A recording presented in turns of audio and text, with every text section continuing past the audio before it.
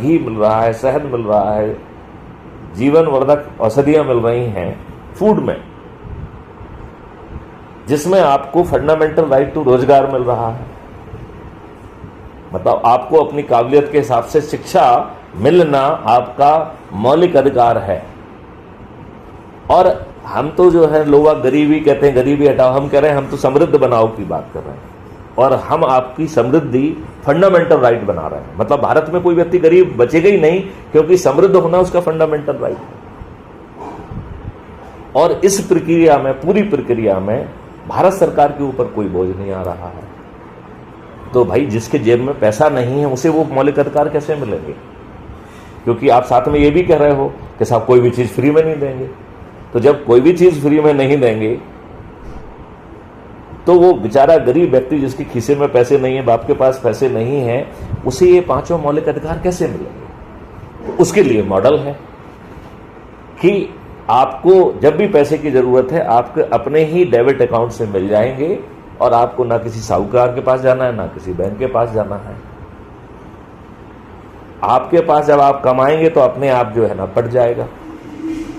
अब अज्यूम करिए आप कमा नहीं पा रहे हो, तो सिस्टम आपके पास पहुंचेगा। और आज का सिस्टम क्या है, कितना दुष्ट है। वो कहता है कि इतने बज के इतने मिनट मेरे कार्यालय पे पहुंचो, नहीं तो तुम्हारे वारंट जारी हो जाएगा।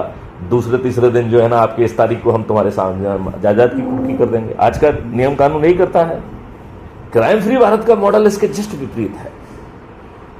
जो बैठा सिस्टम में बैठा व्यक्ति है वो विजय सिंह जी को फोन लगाएगा कि विजय सिंह जी आपके इतने डेबिट अकाउंट से अभी तक जो है ना भुगतान हो गए हैं और आपके अर्निंग अकाउंट में पैसा आ नहीं पा रहा है, लगता है आप कुछ तकलीफ में हैं, हम आपको समृद्ध बनाने के लिए आपसे मिलना चाहते हैं, आप मुझे कब समय देंगे? मतलब वो आपको सम्मान दे रहा है, आपकी जगह पे आ रहा है और आपको समझ रहा है कि आपकी काबिलियत क्या है, आपकी शिक्षा क्या है, आपका हुनर क्या है, और आपके कंसल्टेशन में वो तय कर रहा है कि आपको किस दिशा में वो ले जा सकता है।